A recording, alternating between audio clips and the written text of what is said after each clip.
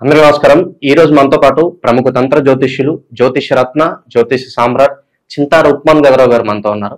గురుగారితో మాట్లాడేద్దాం. నమస్కారం గురుగారు. మాతృదేవోభవ, పితృదేవోభవ, ఆచార్య దేవోభవ. ఓం నమో మాందేశ్వరాయ నమః. గురుగారు, నవంబర్ మాసం విశేషంగా మేషరాశి వాళ్ళకి ఎలాంటి ఫలితాలు మనం ఎక్స్పెక్ట్ చేయొచ్చు అంటారు? ఏలినాటి శనిలో ఉన్నారు, దాని తాలూకు ఇంపాక్ట్ ఎంతవరకు ఉంటుంది? ఓవరాల్ గా ఎలాంటి జాగ్రత్తలు తీసుకోవాలి వీళ్ళందరూ కూడా? 2025 సంవత్సరం నవంబర్ మాసం మాస ఫలితాల్లో భాగంగా మనం మేషరాశి గురించి మాట్లాడుకుంటే, ముందుగా మనము ప్రతి రాశికి ఒక ప్రత్యేకత గురించి మనం మాట్లాడుకుంటున్నాం. ఈ మేషము అంటే కాలపురుషుడి యొక్క తల. మేషంతోనే ప్రారంభమవుతుంది జ్యోతిశాస్త్రం. అశ్విని నక్షత్రంతో ప్రారంభమవుతుంది. అశ్విని నక్షత్రానికి అసలు తలే ఉండదు, అంటే కేతు గ్రహం. దానికి కేతు తలే ఉండదు. తలే లేనిటువంటి గ్రహ నక్షత్రంతో జ్యోతిశాస్త్రం తల అయినటువంటి మేషంతో స్టార్ట్ అవుతుంది జ్యోతిశాస్త్రం. అంటే వీళ్ళకు తలకు సంబంధించిన ఏదో ఒక సమస్య ఖచ్చితంగా ఉంటుంది. మతిమరుపు కావచ్చు, నిద్ర సరిగ్గా లేకపోవచ్చు, అది తలకు సంబంధించిందే కదా. అదేవిధంగా వీళ్ళకు తలకు గాయం కావచ్చు, హెడేక్, హెయిర్ ఫాలింగు, ఇట్లా ఏదో ఒకటి తలకు సంబంధించిన సమస్యను ఎదుర్కొనేదానికి అవకాశం ఉంటుంది. అదంతా వీళ్ళకి జనరల్ విషయం అయిపోయింటుంది. నాకు ఎప్పుడు తలకన్నా పోస్తూనే ఉంటుంది, పోతూ ఉంటుంది, హెయిర్ ఫాలింగ్ అవుతూ ఉంటుంది, ఇట్లా అంటూ ఉంటారు. కేతు యొక్క నక్షత్రం ప్రారంభమవుతుంది కాబట్టి ముఖ్యంగా, అతి ముఖ్యంగా, మరీ ముఖ్యంగా వీళ్ళు చికెన్, ఎగ్గు తినకూడదు. చికెన్ అంటే కోడి కూర అని అర్థం. కోడి అంటేనే కేతు గ్రహం. కేతు గ్రహం మన చుట్టూ తిరుగుతూ ఉందంటే అదే కోడి. అదేవిధంగా వీళ్ళు అది తినడం వల్ల అప్పులు పెరిగిపోతాయి. కంపల్సరీ వీళ్ళు అప్పులతో ఫైటింగ్ చేస్తూనే ఉంటారు ఎప్పుడు. ఇంకొకరికి ఉపయోగపడుతూ ఉంటారు, ఇంకొకరు ఉపయోగపడుతూ ఉంటారు. వీళ్ళ అవసరం డబ్బులు రావు, వచ్చినా అది చాలదు, మిగలదు, ఆ విధంగా ఉంటుంది. కానీ వీళ్ళకున్న టాలెంట్ ఎవరికి ఉండదు. టాలెంట్లో నెంబర్ 1 పొజిషన్లో ఉంటారు. వీళ్ళ ఇంటెలిజెన్స్ మొత్తం వేరే వాళ్ళకి ఉపయోగపడుతుంది. భలే షార్ప్గా చెప్పిస్తారు వీళ్ళు. మనం నెంబర్ ఆఫ్ టైమ్స్ ఇది చెప్పుకున్నాం వీళ్ళకు. ఈ రాశికి ఒక కంపెనీలో వీళ్ళు పనిచేస్తే కంపెనీ డెవలప్ అవుతుంది, వీళ్ళు అలాగే ఆడ పోయి ఐడియాలు ఇస్తారు. వీళ్ళు పోయి ఐడియాలు ఇస్తారు వాళ్ళకి నచ్చింది ఇతన్ని రిసీవ్ చేసుకుంటారు. కానీ వాళ్ళకి నచ్చదు అనేదానికి కారణం ఏంటంటే, వచ్చిన పని చూసుకోకుండా కంపెనీకి సలహాలు ఇస్తున్నాడేంటి, చాలా అతిగా ఉన్నాడు వీడు, బయట పొమ్మంటారు. ఇట్లా అట్లా అర్థం చేసుకుంటే వీళ్ళు ఇంకో కంపెనీ మారాల. వీళ్ళేమి పోయి మన కంపెనీ మంచి స్థాయిలో ఉంటే బాగుంటుందనే ఉద్దేశం వీళ్ళు చెప్తారు. వీళ్ళ ఉద్దేశం వాళ్ళకి అర్థం కాకపోతే ఇంకో కంపెనీ కూడా అదే పని చేస్తారు. ఇట్లా కంపెనీలు కావాలంటే ప్రాజెక్టులోనే మారుస్తూ ఉంటారు. ఒకేసారి 4, 5, 10 ప్రాజెక్టులు ఆలోచించే వాళ్ళని కూడా నేను చూసాను మేషరాశిలో, మేషలగ్నంలో, మేషరాశిలో. అట్ ఏ టైం అంత మల్టీ టాలెంట్ ఉంటుంది. ఫైనల్గా వీళ్ళకి రిజల్ట్ చూసే కూడా తక్కువ ఉంటుంది. అదే అంటుంటారు కొంతమంది, అంటుంటారు అంతా చెప్తాడు, తీరా వాడి పరిస్థితి చూసి ఇట్లుంది, వాడు అంత తెలుగుతుండు, వాడు ఎందుకు అంత బాధలు ఉన్నారు, వాళ్ళు చూసుకోవచ్చు కదా, అందరికీ చెప్పేవాడు అంటుంటారు. కానీ వీళ్ళు ఉపయోగపడరు అనేది జ్యోతిశాస్త్రం ఉందనేది చెప్పేవాళ్ళకి తెలియదు, భరించేవాడికి తెలియదు. ఇది అగ్నితత్వం రాసేది. అగ్నితత్వం అంటే అగ్గి ఎప్పుడు మండుతూ ఉంటుంది కదా, వీళ్ళ బ్రెయిన్ కూడా ఎప్పుడు ఆలోచిస్తూనే ఉంటుంది, యాక్టివ్లో ఉంటారు. అగ్ని అంటే ఒక యాక్టివ్నెస్. కుజుడు రాశ్యాధిపతి. కుజుడు రక్తానికి అధిపతి. నేను ఇంతకుముందు కూడా కొన్ని వీడియోలు చెప్పాను. అప్పుడు రక్త ప్రవాహం వీళ్ళకి బాగానే ఉంటుంది. దానివల్ల వచ్చిన మైనస్ ఎంత ఏమనంటే, అది లోపం అని చెప్పాలన్నా శాపం అని చెప్పాలి తెలియదు, కానీ బెనిఫిట్ వీళ్ళకే తక్కువ. ఇవి నాది అని వీళ్ళ పేరు పెడితే వీళ్ళు కాదు ఇంకంతే. అందుకే వీళ్ళు ఆఫ్టర్ మ్యారేజ్ సెట్ అవుతారు. అదన్నీ భార్య పేరుతో చేసుకోవాలి. అప్పుడు కూడా ఎక్కువ మంది మేషరాశిలోని కోటీశ్వరులంతా కూడా బినామీలతోనే సక్సెస్ అవుతారు. వాళ్ళ పేరుతో చేసుకున్న రోజులు కాలేదని వాళ్ళ అనుభవానికి వచ్చిన తర్వాత బినామీలు పెట్టుకుంటారు. కాబట్టి ఈ రాశి యొక్క ప్రత్యేకతలు ఇవి. ఆల్మోస్ట్ మనం ఇంతకుముందు చెప్పినవే. కొంతమంది అనుకుంటారు ఎప్పుడు మేషరాశి గురించి ఇదే చెప్తారని. కొత్తగా చూసే వాళ్ళు ఉంటే వాళ్ళకి కనెక్ట్ అవుతుంది. కాబట్టి మేషరాశి వాళ్ళకు white colour, red colour, yellow colour, ఇటువంటి కలర్స్ బాగా కలిసి వస్తాయి. బ్లూ రిలేటెడ్, గ్రీన్ రిలేటెడ్, అదేవిధంగా వైట్లో ఆఫ్ వైట్ కలిసి వస్తుంది, ఫుల్ వైట్ కలిసి రాదు. అంటే కొంచెం దగదగ సిల్వర్ డిస్కోలాగా మెరిసే వైట్ కలిసి రాదు. Off white, minister white, lawyer white ఇటాడు కలిసి రాదు. ఆఫ్ వైట్ మాత్రం కలిసి వస్తుంది. ఆరెంజ్ కలర్ కలిసి వస్తుంది. ఈ కలర్స్ అంతా వీళ్ళు బాగా వేయచ్చు. అదేవిధంగా మల్టీ కలర్స్, 2, 3 రంగుల టీ షర్ట్లు ఇవ్వడం కూడా బాగా కలిసి వస్తాయి. ఇది ఈ రాశి వాళ్ళకు మనం ఈ మాసం చెప్పదలుచుకున్నటువంటి ఒక ఆసక్తికరమైన విషయాలు. ఇక ఈ మాసం తీసుకుంటే వీళ్ళకు ఏలినాటి శని అనేది ఉంది. కానీ శనేశ్వరుడు ఏలినాటి శని ప్రభావం చూపించాలి కాబట్టి ఆయనే వక్రంలో ఉన్నాడు ఇప్పుడు. అంటే ఆయనే వీళ్ళని పట్టించుకునే స్థితిలో లేడు. ఆయన తన రివర్స్లో ఉన్నాడు. వెనక్కి తిరిగేటప్పుడు కారైనా, మనిషి అయినా, గ్రహమైనా, పక్షి అయినా, ఏ జీవైనా వెనక్కి తిరిగేటప్పుడు అన్కంఫర్ట్లో ఉంటుంది. అన్కంఫర్ట్లో ఉంది కాబట్టి ఏళ్ళు నడిచిన ప్రభావం తక్కువ. అందులో ఇంకోటి ఏమంటే, నేను ఇంతకుముందు కూడా చాలా మాస ఫలితాల్లో చెప్పాను, ఆయన మీన రాశిలో ఉన్నాడు. మీనము అంటే సముద్రము, నీళ్ళల్లో ఉన్నాడు. విస్తారంగా వర్షాలు పడుతున్నాయి కదా ఇప్పుడు. అంటే మీన రాశిలోకి శని వచ్చాడు. శని వ్యవసాయ కారకుడు, కర్షక కార్మిక వర్గాల కారకుడు కాబట్టి సముద్రం నుంచి మన వర్షం ఉత్పత్తి అవుతుంది కాబట్టి ఎక్కువ వర్షాలు పడుతూ ఉన్నాయి అన్నమాట. మేషంలోకి శని వచ్చినప్పుడు వర్షాలు, కరువు స్టార్ట్ అవుతుంది. ప్రపంచ యుద్ధం వచ్చిన ఆశ్చర్యం లేదన్న స్థాయిలో యుద్ధాలు వస్తాయి. కాబట్టి మేషంలోకి శని వచ్చినప్పుడు అధికార మార్పు కూడా జరిగిపోతుంది. ఇప్పుడు ఎవరెవరైతే ఉన్నారో నాయకులుగా, ముఖ్యమంత్రులు, ప్రధానమంత్రులు అందరినీ మార్చేస్తారు, కొత్త వాళ్ళు వచ్చేస్తారు. 30 సంవత్సరాలకు ఒకసారి వస్తాడు శనేశ్వరుడు. ఇంతకుముందు 30 సంవత్సరాల ముందు వెనక్కి వెళ్తే అప్పుడు కానీ పేపర్లో ఇవన్నీ న్యూస్ చేసుకుంటే రాజకీయంగా అప్పుడు అందరూ ఉన్న వాళ్ళంతా మారిపోయినారు. ఇంతే గుడ్డు గుర్తు, ఇంకేం అవసరం లేదు. ఆయన మేషంలోకి వచ్చి అంటే ఇప్పుడున్నటువంటి పాలకులంతా మారిపోతారు. పార్టీలు ఏదైనా కావచ్చు, వాళ్ళ పేర్లు ఏదైనా కావచ్చు, నాయకత్వాన్ని మార్చేస్తాడు. ఎందుకు మారుస్తాడు మేషంలోకి శనేశ్వరుడు వస్తాయంటే, మేషరాశి శనేశ్వరుడు శత్రు రాశి, కుజుడిది. కుజుడికి శని, ఈ 2 గ్రహాల యుద్ధ గ్రహాలు. శనేశ్వరుడు ఓటర్స్. ఈయనేం చేస్తాడు, ఇప్పుడున్న వాళ్ళని ఓట్లు అయిపోయాడు, అంతే, ఇంకేం లేదు. అక్కడికి వచ్చినప్పుడు కరువు స్టార్ట్ చేస్తాడు. ఈయన వ్యవసాయ కారకుడు కదా, మేషం అగ్నితత్వ రాశి అన్నాను కదా, అప్పుడు వర్షం పడదు. ఈయన వర్షాన్ని నాడు కురిపించలేడు. అప్పుడేమవుతుంది, వర్షం పడినప్పుడు కరువు వస్తుంది. యుద్ధ గ్రహాలు కదా శని కుజులు, వీళ్ళిద్దరు వచ్చినప్పుడు గొడవలు వస్తాయి. నాకు తెలిసి 30 సంవత్సరాలకు ముందు జూనియర్ బుష్, సద్దాం హుసేన్కి యుద్ధం జరిగింది. అప్పుడు కరువులు వచ్చాయి. మా ప్రాంతాల్లో అంతా కూడా పశు శిబిరాలు పెట్టి గడ్డి గవర్నమెంట్ సప్లై చేసింది. అసలు ఏ మేత లేదు. ఆ 30 సంవత్సరాల ముందు నాకు బాగా తెలుస్తుంది. అప్పుడు ఆ యుద్ధాల్లో వచ్చి చూశాను నేను. పశు శిబిరాలు పెట్టి పశువులు కూడా మేత లేకుండా ఉండడం చూశాను. దొంగలించేవాళ్ళు గడ్డిని. ఎందుకంటే ఆవులు, పశువుల కోసం అందరూ దొంగలయ్యారు కొంతమంది. ఎందుకంటే అవి బతుకుంటే కొద్ది రోజులు వాన పడితే ఆవిటి వల్ల మనం బతుకుతామని. ఆకలి ఏమైనా చేపిస్తుంది అంటారు. అటువంటి పరిస్థితులు మేషంలోకి వచ్చినప్పుడు శని అవుతాయి. ఇప్పుడు ఆయన జలరాశిలో ఉన్నాడు, అన్కంఫర్ట్గా ఉన్నాడు. మేషరాశి వాళ్ళకు ఏలినాటి సమయం భయపడాల్సిన అవసరం లేదు. ఆయన జన్మంలోకి వచ్చినప్పుడు దేహపీడ, దేహం తనపైకే వస్తాడు కాబట్టి మేషరాశికి దేహ అనారోగ్యము, జన్మంలోకి వస్తాడు. జన్మనిచ్చిన తల్లికి అనారోగ్యము, కష్టము, నష్టము ఇట్లాంటివి ఇస్తాడు. కాబట్టి ఏలినాటి శని పైన ఇప్పుడు ఊహించుకొని భయపడాల్సిన అవసరం లేదని భరోసా ఇస్తుంది, అంతే, ఇంకేం లేదు. ఏలినాటి శని తెలుసుకుని వీళ్ళు అన్నీ నిలిపేయాలన్నా అంత అవసరం ఏముంది.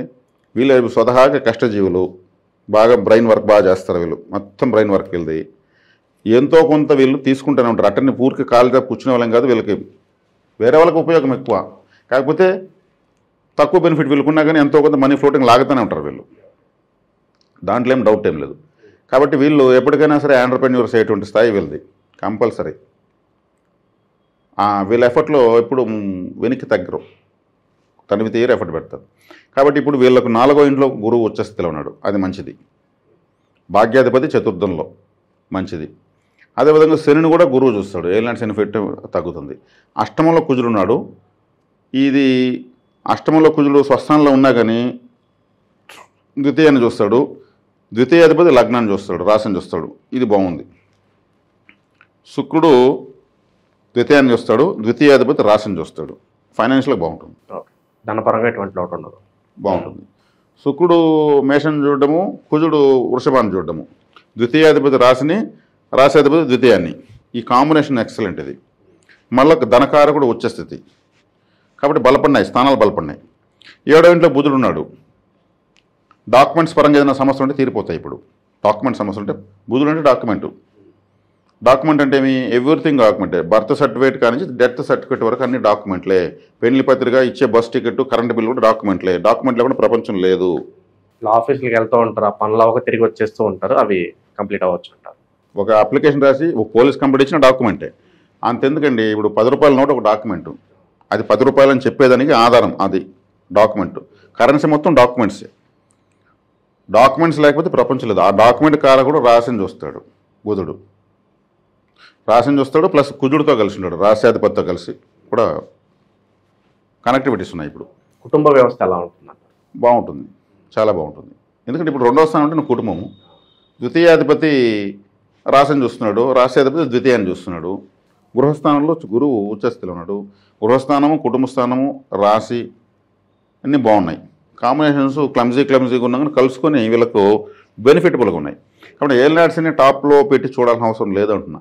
ఫస్ట్ దానికి ఎందుకు ప్రయారిటీ ఇచ్చి ఎక్కువ వివరం ఇచ్చానంటే, ముందు ఆ ఏలినాడ్స్ని శని ఎలా ఉన్నాడు, మనల్ని ఇబ్బంది పెట్టేటువంటి ఒక వ్యక్తి, ఉదాహరణకు రేపేదో 100 గొడవ వస్తుంటే ఆయనకి ఇమ్మీడియట్ పడి దెబ్బ తగిలి హాస్పిటల్ వెళ్ళాడు అనుకో, దేవుడు ఉన్నాడు నా మీదకి వచ్చేవాడిని తీసుకెళ్ళి హాస్పిటల్ వేసాడు అంటాం. లేకపోతే మనకు జలుబు చేసి జ్వరం వచ్చేసి వైరల్ ఫీవర్ వచ్చింది అనుకో, 1 నెల రోజులు బెడ్ రెస్ట్ అనుకో, అట్లా వీళ్ళకి ఏలినాడ్స్కి ప్రస్తుతం వైరల్ ఫీవర్ వచ్చింది, భయపడాల్సిన అవసరం లేదు. దాన్ని ముందు పెట్టేసి ఓన్ వేసి భయపించేస్తున్నారు. అది కరెక్ట్ కాదు. ఆ గ్రహం కంఫర్ట్గా ఉంటే ఇబ్బంది చేస్తుంది.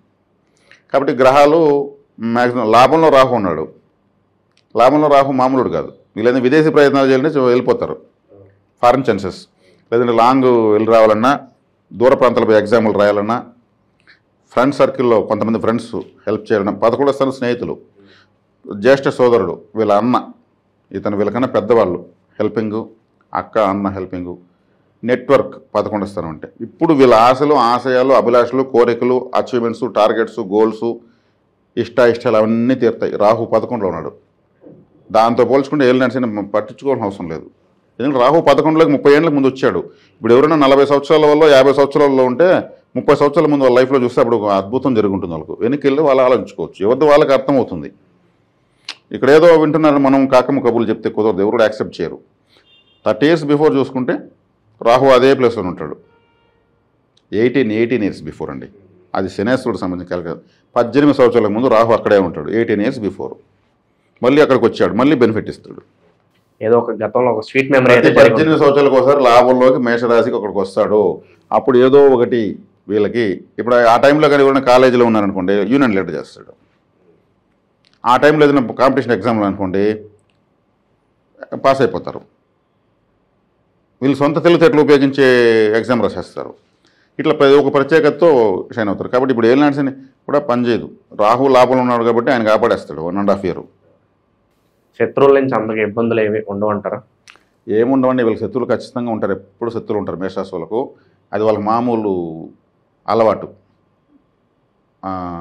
ఎవరో ఒకరు ఉంటారు, వాళ్ళతో ఏదో ఒకటి ఫేస్ చేస్తూ ఉంటారు, అది పోతూ ఉంటుంది. లేదు శత్రువు లేకుండా మాత్రం ఉంటారు వీళ్ళు. ఇంకోటి ఏమంటే వీళ్ళకి కడుపు సంబంధించిన దోషాలు ఉండేదానికి అవకాశం ఉంటుంది, దాన్ని చూసుకోవాలి. 6వ స్థానం కన్యా రాశి కడుపును సూచిస్తుంది. అదే బుధుడు వీళ్ళకి వ్యతిరేక గ్రహం. ఆ గ్రహం ఇప్పుడు లగ్నాన్ని చూడడము, రాశిని చూడడం జరుగుతుంది. కాబట్టి కడుపుకు సంబంధించిన అన్కంఫర్ట్ ఉండేదానికి అవకాశం ఉంది. ఇన్ ఫ్యూచర్ ఎప్పుడు కూడా మేషరాశి వాళ్ళకు కడుపుకు తలకు సంబంధించినటువంటి సమస్యలు ఎదుర్కొనే అవకాశం ఉంది. అది కొంచెం చూసుకోవాలి. ఎందుకంటే కడుపుకు సంబంధించి ఆటోమేటిక్గా తీసుకున్న ప్రతి ఒక్కటి కడుపులోకి వెళ్తుంది. గాలైనా, నీళ్ళైనా, ఫుడ్ అయినా, ఏదైనా సరే కెమికల్ బేస్డ్ తక్కువగా ఐడియల్ ఫుడ్ తీసుకుంటే చాలు, సరిపోతుంది.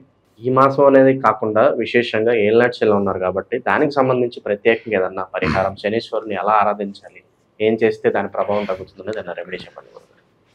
మంచి ప్రశ్న అడిగారు. ఎందుకంటే ఏలినాడ్స్ శని అనేది దాన్ని ఒక 2 సార్లు అనుభవించిన వాళ్ళు దాన్ని ఒక వరంగా భావిస్తారు. కానీ అంటనే మనం సులభంగా చెప్పినంతమంది అనుభవించేలకు ఆ బాధ తెలుస్తుంది. మనం ఏం చేయొచ్చు అంటే శనేశ్వరుడు యొక్క ఆయుధము చీపురు కట్ట. చీపురు కట్టను మనము శుభ్రం చేయడానికి ఉపయోగపడుతుంది. నగరాలు అన్ని ఇండ్లు అన్నీ కూడా చీపురు కట్టే. అందుకే దాంతో కొట్టినా శని పడుతుందని దాన్ని చూపిస్తే కూడా కోపం వస్తుంది, గొడవలు అయిపోతాయి. చీపురుతో కొడతాను అంటారంటే నీకు శని పడుతుంది అని అర్థం. ఇలా నెగిటివ్గా దాన్ని వాడతారు. కానీ ఆలయమైనా చీపురుతోనే ఉడుస్తారు. శివాలయాలకు చీపురు కట్టలు ఇవ్వడం మంచిది. ఆలయ శుభ్రతకు ఉపయోగపడవచ్చు.